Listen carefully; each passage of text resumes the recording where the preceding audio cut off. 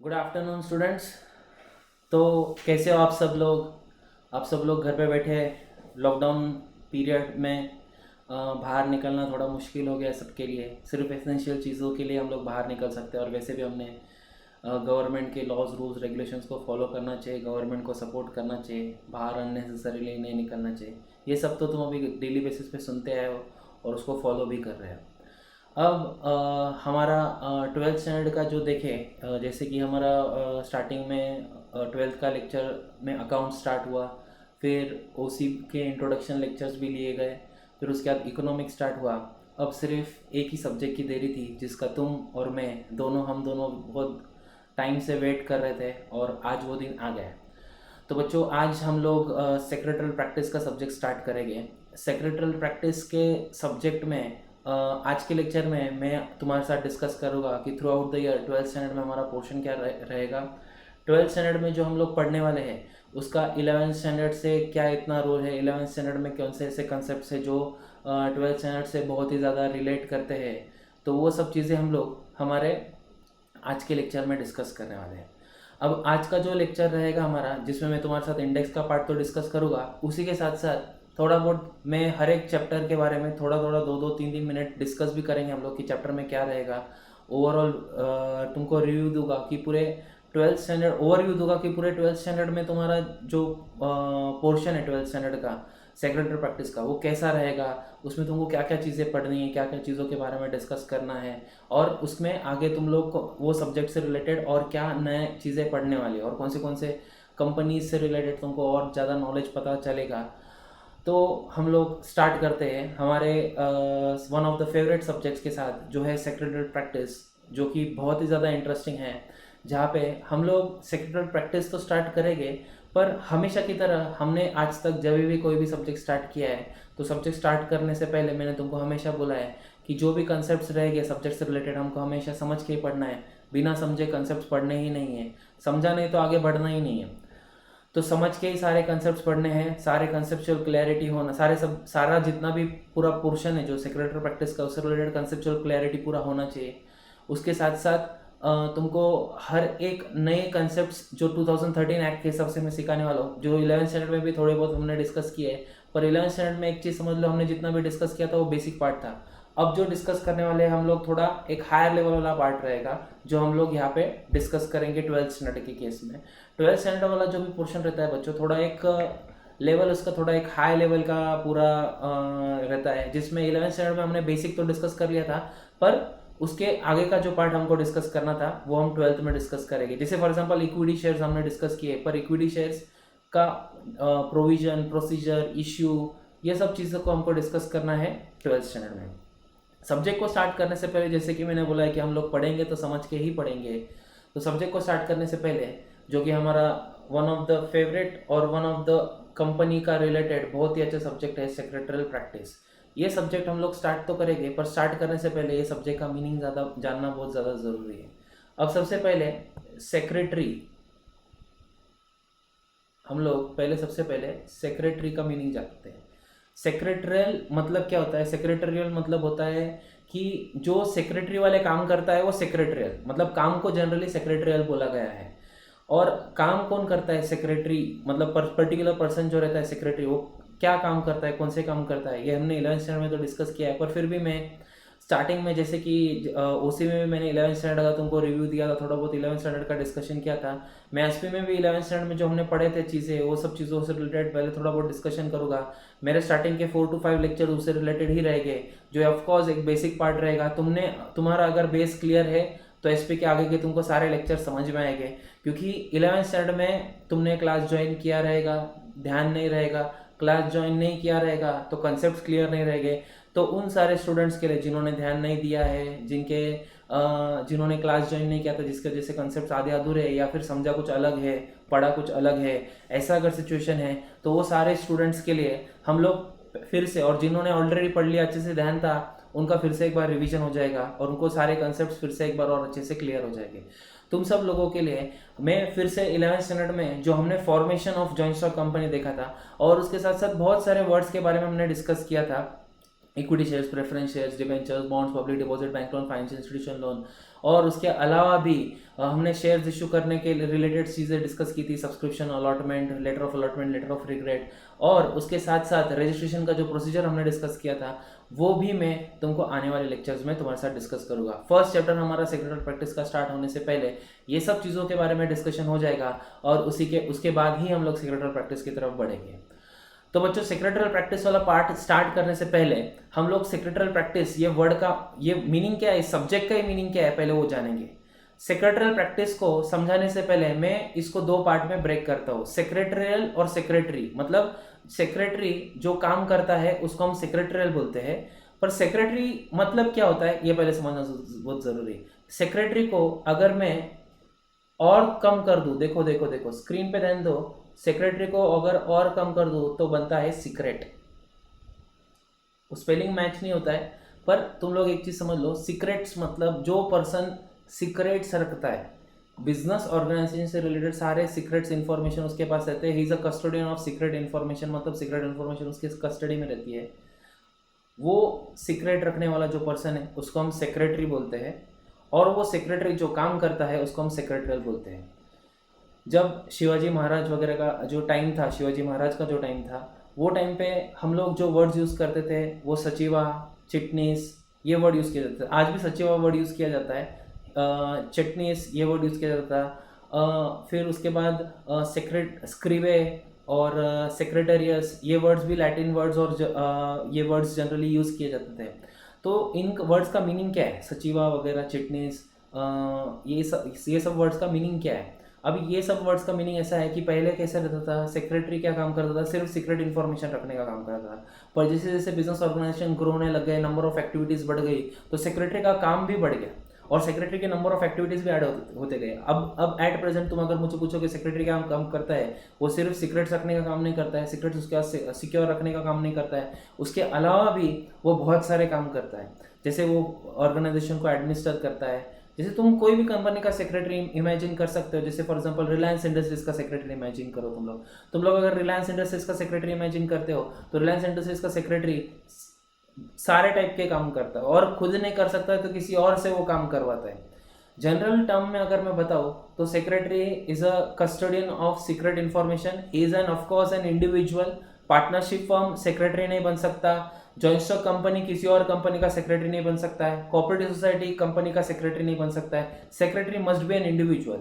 He should possess certain type of knowledge, skills, qualities he should possess. He should have a field of interest in accountancy, economics, law, that is companies act. ये सब चीज़ों के बारे में उसको knowledge होना चाहिए। जब तक उसको ये सब चीज़ों के बारे में नॉलेज नहीं है तब तक कोई कंपनी उसको एज अ सेक्रेटरी अपॉइंट करेगा ही नहीं अपने बिजनेस ऑर्गेनाइजेशन को रन करने के लिए। बेसिकली देखा जाए तो सेक्रेटरी दो टाइप के होते हैं। तुमने एक्टर एक्ट्रेस के साथ भी कोई पर्सन रहता था, हमेशा कंटिन्यूसली उनके साथ ही रहता है, उनके सारे डीलिंग्स वगैरह, मीटिंग्स वगैरह हैंडल करता है, वो भी टाइप का सेक्रेटरी देखा रहेगा, तो वो भी एक वन ऑफ द सेक्रेटरी है। पर सेक्रेटरी जनरल टर्म में सिर्फ दो ही टाइप के होते हैं, एक पर्सनल सेक्रेटरी, दूसरा इंस्टीट्यूशनल सेक्रेटरी। दोनों वर्ड्स को मीनिंग को ना मैं एक ही मूवी के एग्जाम्पल से लेके बता देता हूँ तो तुमको बहुत अच्छे से समझेगा। नायक मूवी अगर तुमने देखा रहेगा तो नायक मूवी में एक जॉनी लीवर का एक रोल है और एक परेश रावल का रोल है।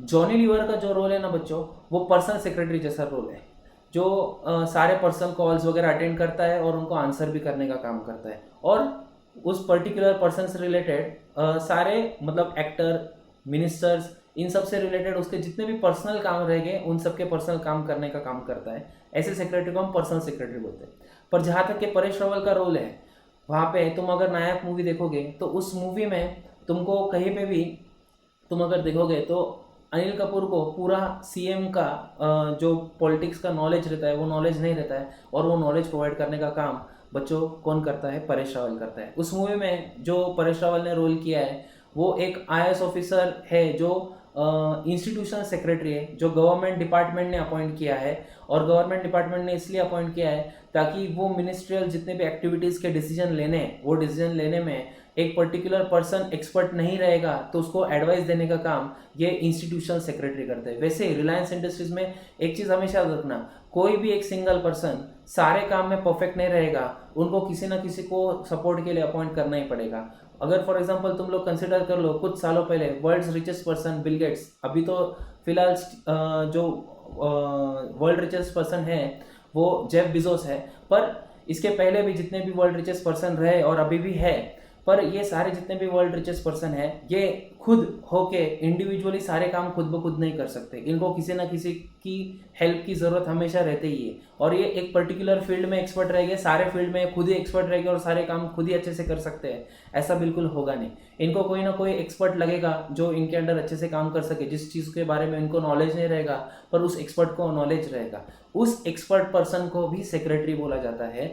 जो पर्सन कंपनी में आके सीक्रेट इन्फॉर्मेशन तो कंपनी की खुद के पास रखता ही, is a custodian of secret information, पर उसके साथ साथ वो कुछ ऐसे चीज़ें एक्टिविटी परफॉर्म करता है जिसमें खुद एंटरप्रेनर, खुद ओनर, खुद फाउंडर, खुद सीईओ इनसफिशिएंट, मतलब उसके पास उतना पूरा नॉलेज नहीं है, उतना नॉलेज वो सेक्रेटरी को अपॉइंट करके वो फुलफिल करने का काम करता है और एक ऑर्गेनाइजेशन को रन करने का काम करता है।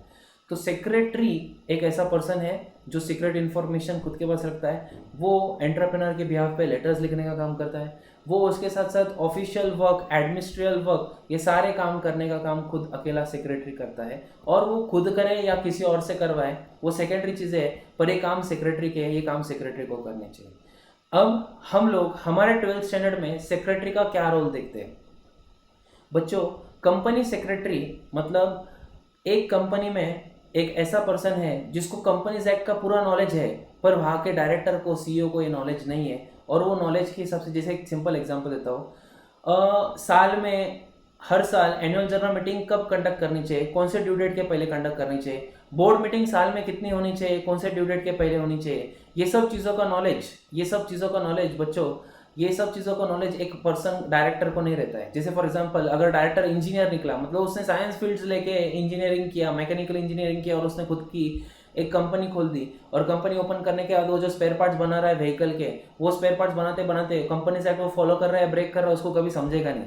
तो ये फील्ड में जो कंपनीज एक्ट वो फॉलो कर रहा है या नहीं कर रहा है, उसकी for example joint stock company और कंपनी एक्ट फॉलो कर रहा है या नहीं कर रहा है, इसके बारे में उसको आइडिया नहीं है बिल्कुल भी, तो ये नॉलेज किस पर्सन को रहेगा, वो कंपनी सेक्रेटरी को रहेगा। मतलब कंपनी सेक्रेटरी, हमारा 12th स्टैंडर्ड का हम जो कंपनी सेक्रेटरी प्रैक्टिस वाला सब्जेक्ट पढ़ने वाले हैं, उसमें जो सेक्रेटरियल प्रैक्टिस वर्ड यूज किया गया है वो उस सेक्रेटरी के लिए यूज किया गया है जिसको कंपनीज एक्ट का नॉलेज है, और कंपनी ने उसको अपॉइंट किया है बस एक ही पर्पस के लिए कि कंपनीज एक्ट को फॉलो कर रही है या नहीं कर रही है, और ब्रेक कर रही है तो फिर से ट्रैक छोड़ के बाहर चलेगा, फिर से ट्रैक पे लाने का काम कंपनी सेक्रेटरी करेगा।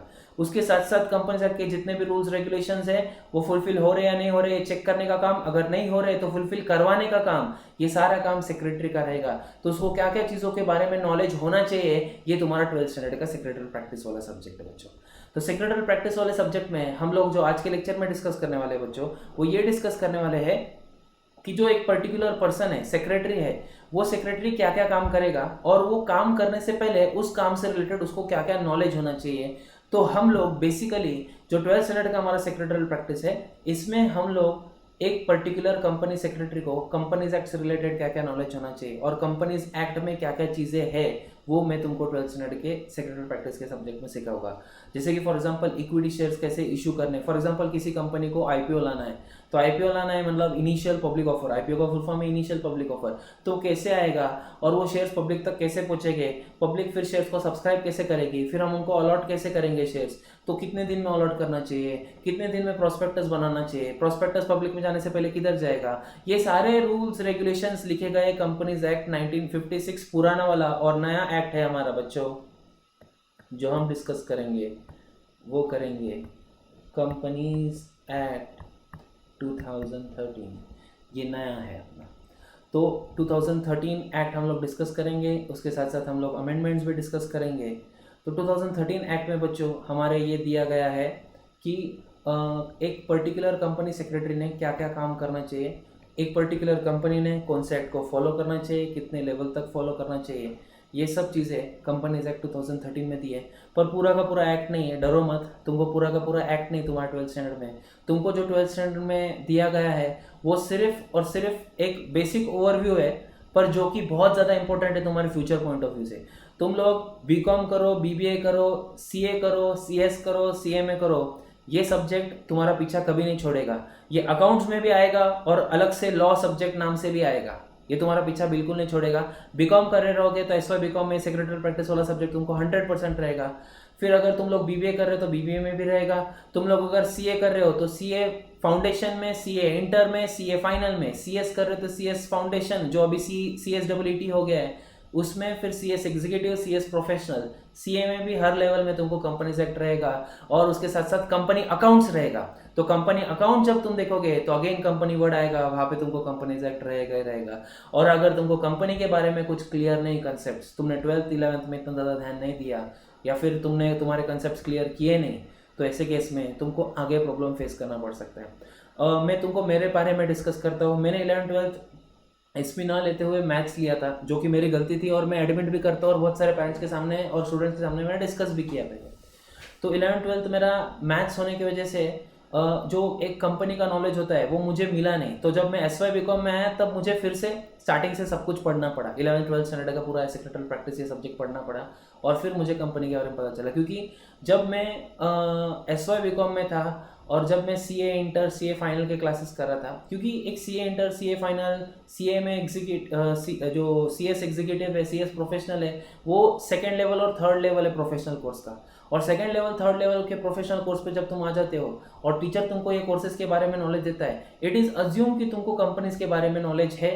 वो तुमको वो नॉलेज के बारे में फिर से रिपीट करने के लिए ज़्यादा मतलब ऐसा होगा नहीं कि वो तुमको रिपीट करके बाकी सब बेसिक बेसिक चीज़ें सिखाएगी। जैसे फॉर सिंपल एग्जांपल देता हूँ, अभी अगर फॉर एग्जांपल सेक्रेटरियल में ABCDEFG तो मैं तुमको सिखाऊंगा नहीं अभी बैठ के। क्यों? क्योंकि तुम ऑलरेडी सीख चुके हैं, तो वो सब चीज़ें सिखाएंगे नहीं। वही सेम चीज़ें तुम्हारे साथ रिपीट होगी जब तुम इंटर में रहोगे, एग्जीक्यूटिव में रहोगे, SY बीकॉम में रहोगे, बीबीए के आगे के लेवल में रहोगे। तुम उतने एज के हो जाओगे तो तुमको बेसिक वाली चीज़ें फिर से रिपीट कोई करेगा नहीं, तुमको आगे वाली चीज़ें ही कंसेप्ट के बारे में समझा जाएगा। तब तुमको फिर ये फील होगा कि 11th 12th के HP को ज़्यादा सीरियसली लिया रहता। तो जो सेक्रेटरी प्रैक्टिस वाला सब्जेक्ट है वो तुमको 100%, तुम कोई फील्ड में भी जाओ, जो फील्ड तुमको चूज़ करना है वो फील्ड चूज़ करो। तुमको अकाउंट्स में रहेगा या फिर तुमको एक अलग से लॉ का सब्जेक्ट रहेगा, तुमको 100% ये सब्जेक्ट आगे यूज़ होने ही वाला है। तो सेक्रेटरी प्रैक्टिस के बारे में जानने से पहले सेक्रेटरी के बारे में हमने पढ़ लिया कि सेक्रेटरी क्या होता है। एक ऐसा पर्सन होता है जो सारे सीक्रेट इन्फॉर्मेशन खुद के पास रखता है, और सीक्रेट इन्फॉर्मेशन खुद के पास रखने वाले पर्सन जो प्रैक्टिस कैरी आउट करता है, जो एक्टिविटीज़ कैरी आउट करता है, मतलब यहाँ पे जो वर्ड प्रैक्टिस है वो रिलेट करता है किससे? एक्टिविटीज़ से। जो तुम एक्टिविटी कैरी आउट करते हो, एक्टिविटी एज अ सेक्रेटरी, तुम जो सेक्रेटरी बन के एक्टिविटी कैरी आउट करते हो उसको हम बोलते हैं बच्चों सेक्रेटरियल प्रैक्टिस, जो कि तुम्हारे सब्जेक्ट का नाम है। तो बच्चों हम लोग अब आगे जो डिस्कस करने वाले हैं, हम लोग आगे अभी डिस्कस करेंगे कि हमारा इंडेक्स कैसा रहेगा, और हम लोग 12th स्टैंडर्ड में आगे जो डिस्कस करेंगे 12th स्टैंडर्ड में हमारा पूरा through out the 12th standard कैसा रहेगा, मतलब 12th स्टैंडर्ड में हम लोग आगे सीखने को क्या मिलेगा, ये सब चीज़ों के बारे में हम लोग डिस्कस करेंगे। जैसे कि तुम लोग तुम्हारा टेक्स्ट बुक देखते हो, तुमको स्क्रीन पे सबको दिख ही रहा रहेगा कि तुम्हारा टेक्स्ट बुक देखोगे तो तुमको यहाँ पे trade credits, equity shares, debentures, euro issue, preference shares, ये सब दिखेगा। NSDL, national securities depository limited, NSDL और CDSL ये दो बड़े डिपॉजिटरी इंडिया के हैं। डिपॉजिटरी ये क्या काम करते हैं ये जानने के लिए मेरे साथ बने रहे बच्चों। कंपनीज एक्ट पूरा 2013 ही हम डिस्कस करने वाले। तुम लोग देखोगे यहाँ पे, देखो यहाँ पे मैंने सर्कल किया है, सेबी दिखता रहेगा, SEBI नहीं दिखता रहेगा तो बता दिया मैंने, सेबी, तो उसको उस एंगल से देखो। तो securities exchange board of India, ये कंपनीज के शेयर इशू से रिलेटेड, स्टॉक एक्सचेंज से रिलेटेड, स्टॉक एक्सचेंज थ्रू तुमने अगर शेयर्स इशू किए हैं और तुम्हारी लिस्टेड कंपनी तो उसके भी एक अलग से रूल्स रेगुलेशंस बनाए गए हैं, वो तुमको फॉलो करने पड़ेंगे। तुम लोग ज़रा और एक ध्यान से देखो, मैं और थोड़ा सा जूम करके तुमको दिखाता हूँ। तुमको देखो यहाँ पे दिखता रहेगा नेशनल स्टॉक एक्सचेंज, ये नेशनल स्टॉक एक्सचेंज है, और ये तुम्हारा BSE है, बॉम्बे स्टॉक एक्सचेंज, दलाल स्टेट। अब मैं तुमको थोड़ा आगे हम लोग देखते हैं, ये हमारा सेक्रेटरी प्रैक्टिस का नाम,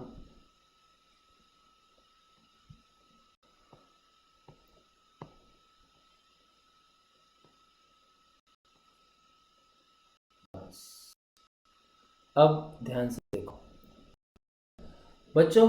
तो अब हमारा जो पहला चैप्टर है वो है sources of corporate finance. Sources of corporate finance, sources मतलब कहाँ से हम लोग पैसा ला सकते हैं। जैसे कि तुमको अगर जो स्टूडेंट्स मेरे पास 11th में थे या नहीं भी थे, मैं तुमको एक स्टोरी भी पहले समझा चुका हूँ, और ये स्टोरी मैं फिर से रिपीट करूँगा। जब मैं चैप्टर स्टार्ट करूँगा ना, तब मैं ये रिपीट करूँगा स्टोरी फिर से।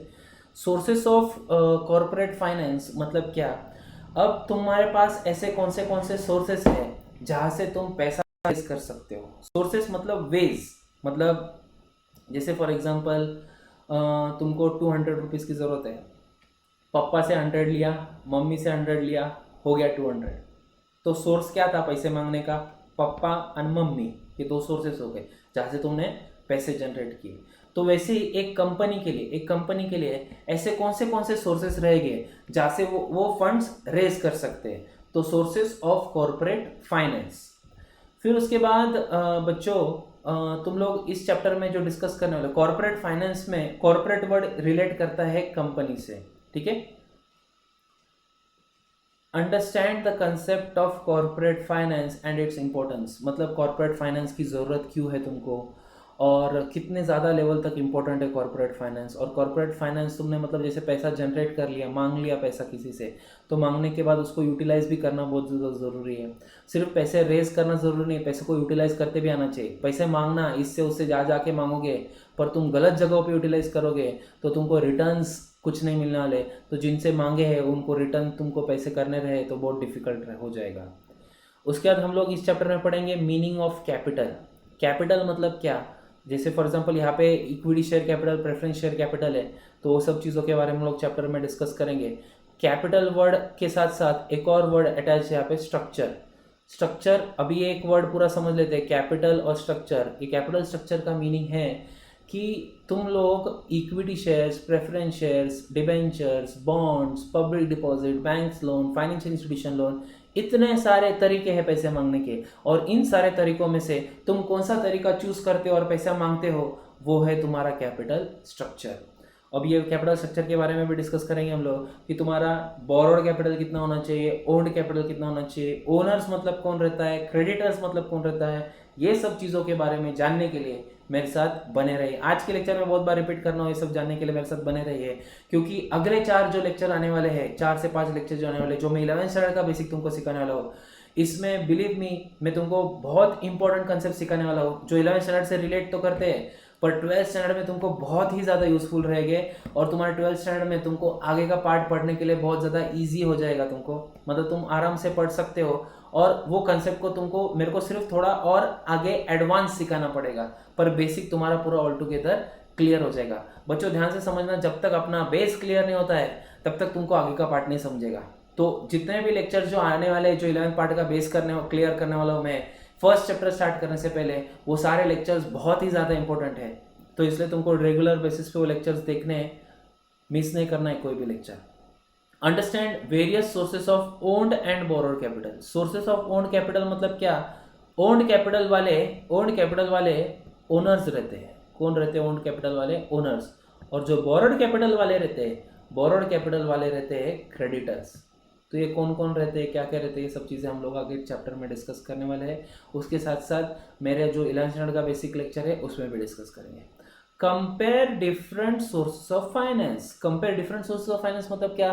तुम कहाँ से पैसा मांग सकते हो? तुम लोग बैंक से पैसा मांग सकते हो, तुम लोग तुम्हारे फ्रेंड से पैसा मांग सकते हो, तुम लोग रिलेटिव से पैसा मांग सकते हो, तुम लोग इक्विटी शेयर के फॉर्मेट में पैसा मांग सकते हो, प्रेफरेंस शेयर के फॉर्मेट में पैसा मांग सकते हो, डिबेंचर के फॉर्मेट में पैसा मांग सकते हो। ये सब अलग अलग सोर्सेस है, पर इन सोर्सेस में से तुमको कौन सा सोर्स सिलेक्ट करना चाहिए, और कैसे समझेगा कि तुम्हारा जो सोर्स तुमने सिलेक्ट किया वो सही है, तो वो सब चीज़ें हम लोग डिफरेंट सोर्सेस ऑफ फाइनेंस में डिस्कस करेंगे।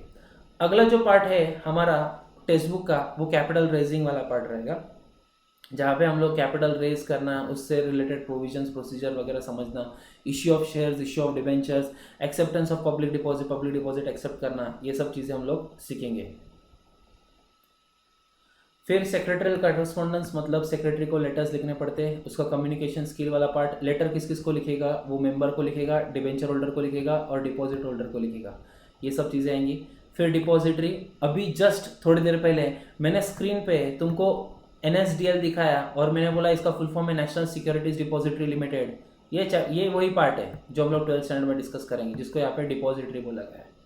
ठीक है, डिपॉजिटरी के बारे में डिस्कस तो करेंगे हम लोग। उसके साथ साथ डिपॉजिटरी सिस्टम कैसे रन करता है, ये सब चीज़ें सिखाऊंगा तुमको। तुमको ये भी सिखाऊंगा कि तुम्हारा शेयर्स जो है वो तुम्हारा शेयर्स को तुमको ऑनलाइन फॉर्म में कन्वर्ट करना है तो कैसे कन्वर्ट करना है। शेयर मार्केट से रिलेटेड भी बहुत सारी चीज़ें मैं डिस्कस करूँगा तुमको यही एज में, इसी एज में। बिलीव मी, मैं तुमको ये चैलेंज के साथ बता देता हूँ, मैं तुमको इतने सारी चीज़ें बताऊंगा और इतने सारे कंसेप्ट बताऊंगा, तुमको डिफिकल्ट है कि ये किसी और से सुनने को मिलेगा। तुमको सारे कंसेप्ट, सारे जो ये एज में तुमको सीखने को मिलेगा ना, वो एज में तुमको बिलीव मी कि तुमको कोई नहीं पढ़ाएगा। ये एज में तुमको मैं सारे कंसेप्ट, सारी चीज़ें क्लियर कराऊंगा। इतने सारी चीज़ें, मतलब मैं तुमको ये भी बता देता हूँ कि जब तुम 12th स्टैंडर्ड पूरा कंप्लीट करके बाहर निकलोगे और 12th स्टैंडर्ड कंप्लीट करके अपने क्लास से बाहर कभी भी तुम जाओगे और तुमको एक बेसिक नॉलेज चाहिए रहेगा, जैसे बेसिक तुमको बॉम्बे स्टॉक एक्सचेंज क्या है, नेशनल स्टॉक एक्सचेंज क्या है, ये सारी चीज़ें, सारे कंसेप्ट डिटेल में। यहाँ तक कि मैं तुमको ये भी बताऊंगा कि जब शेयर मार्केट ओपन होता है ना, शेयर मार्केट ओपन होता है तो 9 बजे शेयर मार्केट ओपन होता है। 9 बजे से लेके 9:07 में, ये पहले 7 मिनट में ना होता क्या है, ये चीज़ों के बारे में भी डिस्कस करूंगा। मार्केट ओपन होने के बाद 9:15 से ट्रेडिंग चालू होती है और 9:15 से चलती है 3:30 तक। इसके बारे में भी डिटेल में सिखाऊंगा।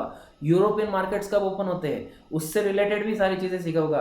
और Bombay stock exchange, national stock exchange, उसके साथ साथ म्यूचुअल फंड से रिलेटेड भी बच्चों में तुमको 12th स्टैंडर्ड में इटसेल्फ नॉलेज दूंगा, जिसमें तुम्हारा एक बेसिक नॉलेज बहुत ज़्यादा सफिशिएंट रहेगा, जिससे तुमको एक बेस आइडिया आ जाएगा कि ये चीज़ें है क्या। हम लोग जो सुनते, एक चीज़ समझ लो, जो अपने क्लास से होके गए स्टूडेंट, उनको सबको 12th में इटसेल्फ ये सब चीज़ों के बारे में नॉलेज मिले। आज तक सब बच्चों को, अपने क्लास के जेजेसियंस को 12th स्टैंडर्ड में मिला है, तो मैं तुमको भी इटसेल्फ 12th स्टैंडर्ड में दूंगा। पर ये सब नॉलेज तुमको, तुम्हारा बीकॉम भी हो गया, सीए भी हो गया, तो भी बहुत सारे स्टूडेंट को ये नॉलेज नहीं मिलता है, जो अपने क्लास से बिलोंग नहीं करते, दूसरे क्लासेस में, या फिर उन्होंने क्लास ज्वाइन नहीं किया रहता है, तो उनको ये सब चीज़ों के बारे में जानने का चांस नहीं मिलता है। तो डिफरेंस क्या है क्लास नहीं ज्वाइन करना और क्लास ज्वाइन करना? उसका डिफरेंस यही है कि मैं तुमको बुक से रिलेटेड तो सिखाऊंगा, पर मेरे लिए बुक सेकेंडरी पार्ट है, ताकि सिर्फ तुमको तुम्हारा पोर्शन बताना पता चले, या फिर मेरे को कहाँ तक बोलना है, ये मेरा लिमिट मेरे को समझे, क्योंकि मेरे को ये पूरा बुक मेरे दिमाग में है। मैं तुमको बोलते जाऊँगा, सिखाते जाऊँगा, पर ऐसा होगा कि मैंने बहुत सारे कंसेप्ट ऐसे सिखा दिए जो तुम्हारे पोर्शन में ही नहीं थे, या फिर बहुत एडवांस लेवल का सिखा दिया जो तुमको डाइजेस्ट ही तुम खुद कर नहीं पा रहे हो। तो इसलिए टेक्स्ट बुक तो हमको चाहिए ये देखने के लिए कि तुमको पोर्शन क्या है और तुमको कहाँ तक समझाना है। ऑफकोर्स तुमने 11th स्टैंडर्ड में एक्सपीरियंस किया है, तुमने मेरे पास क्लास किया है, तुम्हारी टेक्स्ट बुक जितनी रही है, तुम्हारे नोट जितने रहे, अगर मैं मेरे लेक्चर्स रिकॉर्ड करके तुम टाइप भी करना चाहो तो तुम्हारे 3-4 ऐसे बुक्स बन जाएंगे। इतना ज़्यादा नॉलेज मैंने तुमको दिया है। टेक्स्ट बुक में जितना रहता है उतना तो पढ़ाता हूँ, पर उससे ज़्यादा भी मैं तुमको नॉलेज देता हूँ। बिलीव मी, सिर्फ एक म्यूचुअल फंड से रिलेटेड या फिर एक टाइप का पॉलिसी आएगा, तुमको उसी का चैप्टर सब्जेक्ट रहेगा, उसमें आएगा, मैं तुमको समझाऊंगा। एक टाइप का policy, unit link insurance policy, सिर्फ यूनिट लिंक इंश्योरेंस पॉलिसी में एक वर्ड यूनिट है ना, वो यूनिट के ऊपर मैं 1 घंटा डिस्कशन करूँगा तुम्हारे साथ। आगे के जितने भी लेक्चर्स रहेंगे ना, वो बहुत डिटेल में डिस्कशन रहेंगे। कभी कभी एक वर्ड, जैसे मैंने यूनिट बोला, उससे रिलेटेड डिस्कशन करना रहा तो अपना डिस्कशन 1-1 घंटे तक डिस्कशन चलेगा। तो इतने सारी चीज़ें इतना डिटेल में, पहले पूरा पास्ट से लेके प्रेजेंट तक और प्रेजेंट से लेके फ्यूचर तक सारी चीज़ें एकदम डिटेल में डिस्कस होगी। 12th स्टैंडर्ड को सिर्फ तुम लीनियंटली मत रहना, एक्सप्लेनेशन पे फोकस करना। सेक्रेटरियल प्रैक्टिस एक ऐसा सब्जेक्ट है कि तुमको अगर समझा अच्छे से तो तुमसे लर्न अच्छे से होगा, और जितना अच्छे से लर्न होगा उतना अच्छे से तुम लिख पाओगे। तुम लोग बच्चों, तुमने ओसी एसपी के, मैं दोनों सब्जेक्ट सिखाता हूँ, ओसी भी सिखाता हूँ, एसपी भी सिखाता हूँ। अभी तक तुमने देख लिए हर साल मोर देन 25-26 स्टूडेंट्स से भी ज़्यादा स्टूडेंट्स अबव 90 हमारे ओसी एसपी सब्जेक्ट्स में लाते हैं। पर तुम सेक्रेटरी प्रैक्टिस का काउंट देखोगे तो अबव 90 में तो हमेशा थोड़ा कम रहता है एज कम्पेयर टू ओसी और बाकी के सब्जेक्ट से देखा जाए तो। क्यों कम रहता है? उसके पीछे यही रीज़न है कि इस सब्जेक्ट में एक्ट होते हैं, एक्ट के हिसाब से तुमको प्रोविजंस लिखनी पड़ती है, पर तुम उन प्रोविजंस को क्या करते हो बच्चों? ओन वर्ड्स में लिखते हो। और प्रोविजंस को ओन वर्ड्स में लिखने, एक चीज समझ लेना, 11th स्टैंडर्ड में जो तुमने प्रोविजंस देखे थे उससे ट्वाइस थ्राइस प्रोविजंस तुम लोग देखोगे तुम्हारे 12th स्टैंडर्ड में। तो 12th स्टैंडर्ड में तुमको जो प्रोविजंस देखने को मिलेगी वो बहुत ही ज़्यादा प्रोविजंस हम लोग डिस्कस करने वाले हैं 12th स्टैंडर्ड में। तो ये चीज़ समझ के रखना कि तुम लोग यहाँ पे बहुत सारी चीज़ें डिस्कस करोगे और बहुत सारी चीज़ें याद रखने और उस सबसे पेपर भी लिखना है तुमको। तो कंसेप्चुअल जितने ज़्यादा जाओगे उतना अच्छा रहेगा। बाकी पढ़ाई कैसे करनी है, तुमको 12th का सेक्रेटरी प्रैक्टिस में अबाउ 90 कैसे लाना है, 90 अबाउ स्कोर कैसे हो सकता है, ये सारी चीज़ें मैं तुमको सिखा दूंगा। ये सब चीज़ें मेरे को पता है कि कैसे हो सकता है तुमसे पॉसिबल, और तुम्हारा पढ़ने का तरीका, स्टाइल कैसा होना चाहिए, ये सब चीज़ों के बारे में मैं डिस्कस करूँगा ही आने वाले लेक्चर्स में। उसके बाद बच्चों, तुम जैसे कि स्क्रीन पे देख रहे हो, तुमको यहाँ पे डिविडेंड मिल रहा है। डिविडेंड मतलब क्या, प्रॉफिट में शेयरिंग। जो कंपनी प्रॉफिट अर्न करती है वो प्रॉफिट में शेयरिंग मिलता है किसको, कंपनी के ओनर्स को। ओनर्स कौन है, शेयर होल्डर्स, तो उसको हम लोग बोलते हैं डिविडेंड। और जो debenture holder, bond holder, bank का लोन वगैरह हो गया, उसको हम लोग पे करते हैं, उनको हम पे करते हैं इंटरेस्ट। तो यहाँ पे दो टाइप के डिविडेंड डिस्कस करेंगे, एक इंट्री में एक फाइनल है। ये दोनों टाइप के डिविडेंड का हमारा डिस्कशन होगा। उसके साथ साथ हम लोग हमारा जो 12th स्टैंडर्ड का पोर्शन है उसमें फाइनेंशियल मार्केट डिस्कस करेंगे। फाइनेंशियल मार्केट सबसे पहले मार्केट डिस्कस करेंगे। मार्केट मतलब क्या, मार्केट इज़ अ प्लेस, मतलब जैसे अपना बिटको पॉइंट पे जो पुल है, बिटको पॉइंट वाला जो ब्रिज है, तो ब्रिज के नीचे जो वेजिटेबल सेलर्स बैठते हैं वो भी एक मार्केट हो गया, जिसको हम बोलते हैं वेजिटेबल मार्केट। शेयर बाजार मतलब शेयर मार्केट भी एक मार्केट हो गया। मतलब बेसिकली मार्केट एक प्लेस है जहाँ पे बायर्स और सेलर्स मीट होते हैं। मतलब a place where buyers and sellers meet together is a market. पर vegetable market, fish market, share market, ऐसे बहुत सारे मार्केट। इसमें से ये फाइनेंशियल मार्केट क्या है, फाइनेंशियल मार्केट, फाइनेंस मतलब पैसा, जहाँ पे ऐसा मार्केट जहाँ पे पैसों का लेन देन होता है ना, वो फाइनेंशियल मार्केट। जैसे तुम्हारा बैंक हो गया, बैंक पे पैसे देने वाले भी बैंक में आते हैं। मेरे को एफडी करनी, मेरे पास पैसे है तो मैं बैंक में जाऊंगा, बैंक में आए, मतलब पैसे देने वाले भी बैंक में है। मेरे को लोन चाहिए, मेरे को पैसों की जरूरत है, मैं गया बैंक में, तो पैसे देने वाले भी बैंक में, पैसे लेने वाले भी बैंक में, मतलब वहां पे पैसों से रिलेटेड डीलिंग हो रहा है, मतलब फाइनेंस से रिलेटेड डीलिंग हो रहा है। मतलब ऐसा मार्केट जहाँ पे बोरोवर्स और लेंडर्स ये दोनों मीट करते हैं। मतलब पैसों की जरूरत जिसको और पैसे जिसके पास ज्यादा है तो उसको इन्वेस्ट करना है, वो तुम्हारा फाइनेंशियल मार्केट है। फाइनेंशियल मार्केट भी आगे दो पार्ट में डिवाइडेड रहता है, वो बार उसके बारे में भी हम डिस्कस करेंगे। एक है कैपिटल मार्केट, एक है मनी मार्केट, उसके बारे में हम लोग डिस्कस करेंगे। इस चैप्टर में हम लोग बीएससी, एनएससी, ये सब चीज़ों के बारे में डिस्कस करेंगे। 12th स्टैंडर्ड, ये बेसिक 12th स्टैंडर्ड का ओवरव्यू है, चैप्टर वाइज डिस्कशन नहीं है। बेसिक तुमको 12th स्टैंडर्ड में क्या क्या सीखने मिलेगा वो है। और चैप्टर तुम्हारे यहाँ पे स्टार्ट होते हैं, जैसे कि मैंने पहले तुम्हारा बोला कि इंट्रोडक्शन टू कॉर्पोरेट फाइनेंस वाला पहला चैप्टर रहेगा, जहाँ पे तुमको कंपनी के फाइनेंस जो है उससे रिलेटेड डिस्कशन होगा। सेकंड चैप्टर रहेगा तुम्हारा सोर्सेज, कहाँ कहाँ से पैसा तुम लोग रेज कर सकते हो। जैसे कि तुम लोग पैसा रेज कर सकते हो कहाँ से, equity share, preference share, debenture, bond, public deposit, bank loan, financial institution loan, ये सब चीज़ें जो है वो है सोर्सेस। क्या है, सोर्सेस। फिर शेयर इशू कैसे करें, equity share, preference shares issue कैसे करना है, अलॉट कैसे करना है, सब्सक्राइब कैसे करना है, उसका प्रोसीजर, उसका प्रोविजन, ये सब डिस्कशन हमारा होगा इश्यू ऑफ शेयर्स में। फिर इश्यू ऑफ डिबेंचर्स है। डिबेंचर हमारा शॉर्ट में बता दूं तो जैसे हम शेयर्स पब्लिक में इशू करते हैं वैसे हम लोग डिबेंचर्स भी पब्लिक में ही इशू करते हैं बच्चों।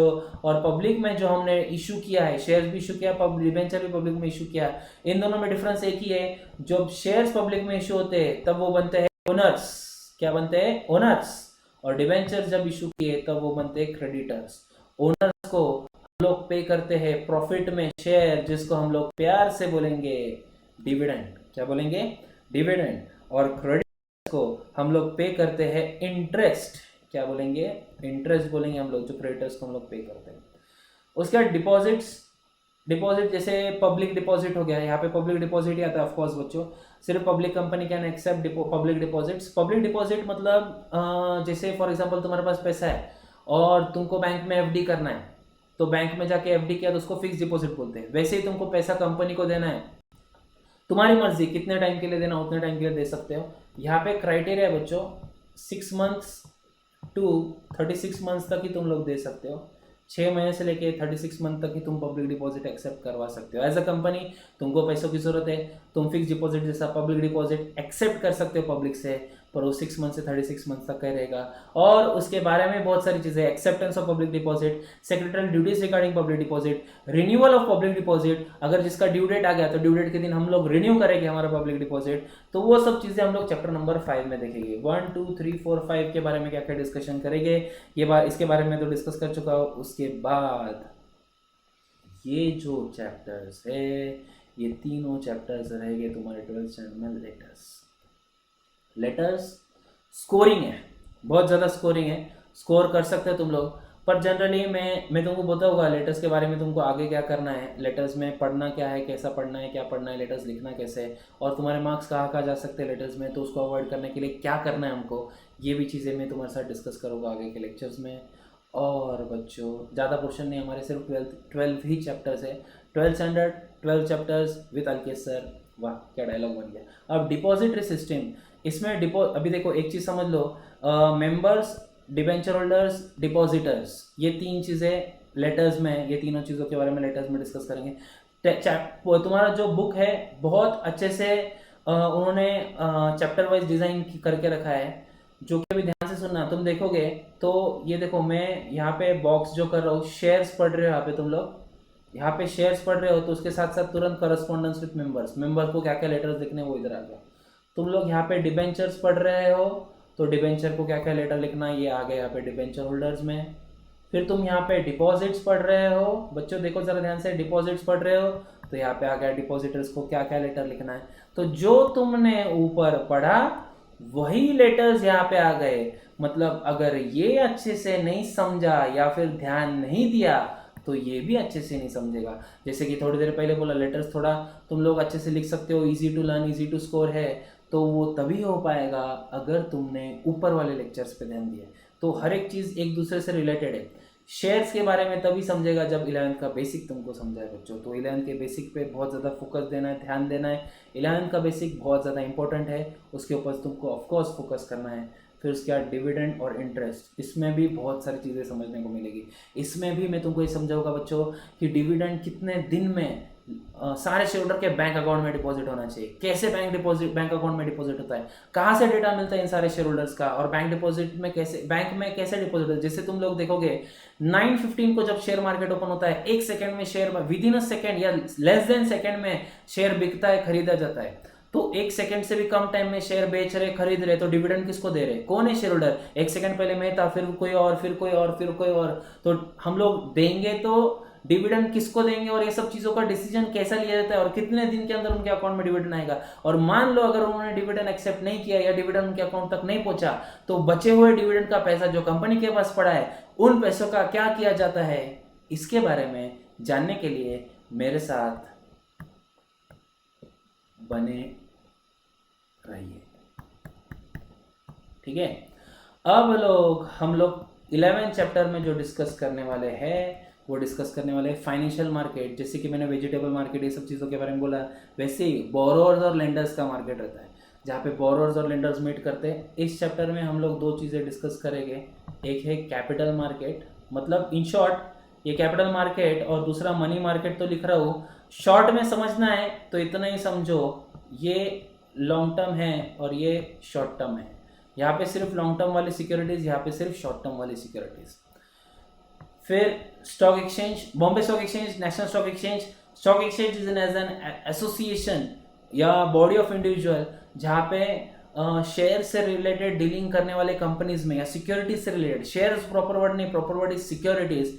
सिक्योरिटीज में डील करने वाली जितने भी कंपनीज है, वो सारे कंपनीज को खुद को अगर लिस्ट करना है तो उनको स्टॉक एक्सचेंज पे लिस्ट करना पड़ता है। और स्टॉक एक्सचेंज एक ऐसा ऑर्गेनाइजेशन है जो जितने भी कंपनीज शेयर्स में डील कर रही है तो प्रॉपरली डील कर रही है या नहीं कर रही है, उन सब कंपनीज के ऊपर वॉच रखने का काम, तुम बोल सकते हो it is kind of watch रखने वाला एक ऑर्गेनाइजेशन, जो सारे कंपनीज पे वॉच रखता है और चेक करता है कि वो कंपनी सारे रूल्स रेगुलेशंस फॉलो कर रही है या नहीं कर रही है, या कहीं पे share market through share issue करके कुछ फ्रॉड वगैरह तो नहीं कर रही है। ये सब चीज़ों को चेक करने का काम स्टॉक एक्सचेंज करता है। इसी के साथ इसी चैप्टर में हम लोग स्टॉक एक्सचेंज के साथ साथ डिस्कस करेंगे securities exchange board of India. मैंने जहाँ पे तुमको स्टार्टिंग में बोला था, देखो तुमको सेबी दिख रहा रहेगा, नहीं दिख रहा रहेगा तो भी मैंने बोला है सेबी दिख रहा रहेगा तो उसको उस नज़रिए से देखो। ऐसा भी थोड़ी देर पहले तुमको बोला था मैंने, जब स्टार्टिंग में डिस्कस किया था हमने, तो उस चैप्टर में भी हम लोग सेबी से रिलेटेड, स्टॉक एक्सचेंज के चैप्टर में भी हम लोग सेबी से रिलेटेड डिस्कस करेंगे, securities exchange board of India. तो बच्चों ये था तुम्हारा 12th स्टैंडर्ड के 12 चैप्टर्स का एक बेसिक छोटा सा ओवरव्यू, जहाँ पे हम लोग through out the 12th standard क्या क्या डिस्कस करने वाले हैं। अब कल के लेक्चर से मेरा जो मेन पार्ट जो डिस्कशन वाला स्टार्ट होगा बच्चों, वो डिस्कशन वाला पार्ट स्टार्ट होगा हमारा 11th स्टैंडर्ड का बेसिक, जहाँ पे मैं तुमको फॉर्मेशन ऑफ कंपनी, मैं तुमको बता देता हूँ यहाँ पे स्पेस में, मैं तुमको बता देता हूँ कि मैं तुमको क्या सिखाने वाला हूँ। एक चीज़ शॉर्ट में समझ लो, मैं तुमको सिखाऊंगा। पॉइंट नंबर 1, फॉर्मेशन, कंपनी का फॉर्मेशन कैसे होता है।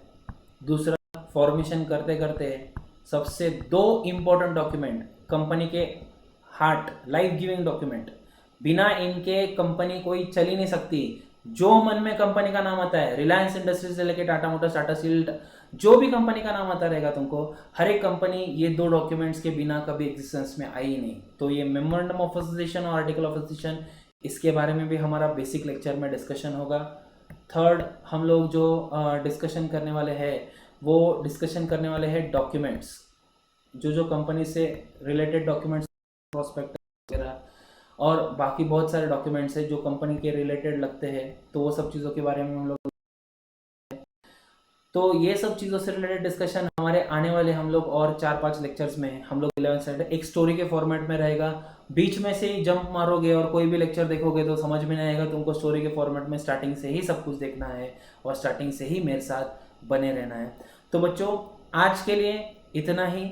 हमने बेसिक इंडेक्स का एक ओवरव्यू ले लिया, इंडेक्स को समझ लिया कि इंडेक्स कैसा है। Through out the 12th standard हम लोग क्या क्या पढ़ने वाले हैं, ये सब चीज़ों के बारे में हमने शॉर्ट में जाना है, शॉर्ट में, क्योंकि 3rd chapter 4th chapter shares, debentures, 2nd chapter sources of business finance, वो बहुत वास्ट है, उसमें बहुत सारी चीज़ें समझाने के लिए, पर मैं इतने कम टाइम में ये सब चीज़ों के बारे में शॉर्ट में ही समझाना चाहता हूँ, क्योंकि अगर मैं अभी बोल दूंगा तो जब चैप्टर स्टार्ट होगा तब तुमको मज़ा नहीं आएगा। इसलिए जब चैप्टर स्टार्ट होगा तब हम लोग वहाँ पे बहुत ज़्यादा डिटेल में पढ़ेंगे। तुम खुद PDF डाउनलोड करके रखो अपने मोबाइल फ़ोन में, सेक्रेटरी प्रैक्टिस सब्जेक्ट की, तो हम लोग सेक्रेटरी प्रैक्टिस के बारे में जानेंगे। पर अगले मेरे 4-5 लेक्चर में तुमको टेक्स्ट बुक की बिल्कुल भी ज़रूरत नहीं है। मैं जितना भी सिखाऊंगा तुमको, वो सारे के सारे कंसेप्ट वगैरह जो भी रहेंगे, वो सारी चीज़ें मैं तुमको सिर्फ तुमको ध्यान देना है और एक स्टोरी फॉर्मेट में तुमको सारी चीज़ें समझाऊंगा। तो बच्चों, आज के लिए इतना ही। हम लोग कल के लेक्चर के में ज़रूर मिलेंगे और कल के लेक्चर में हम लोग डिस्कस करेंगे हमारा 11th स्टैंडर्ड का बेसिक्स, वो आने वाले 4 लेक्चर्स में चलता रहेगा। और बस आज के लिए इतना ही, हम लोग कल के लेक्चर के लिए मिलते हैं। Thank you very much, have a good day ahead, stay safe, घर पे ही बैठे रहिए, बाहर मत जाइए, और take care of yourself as well as your family. Thank you very much, have a good day ahead, thank you.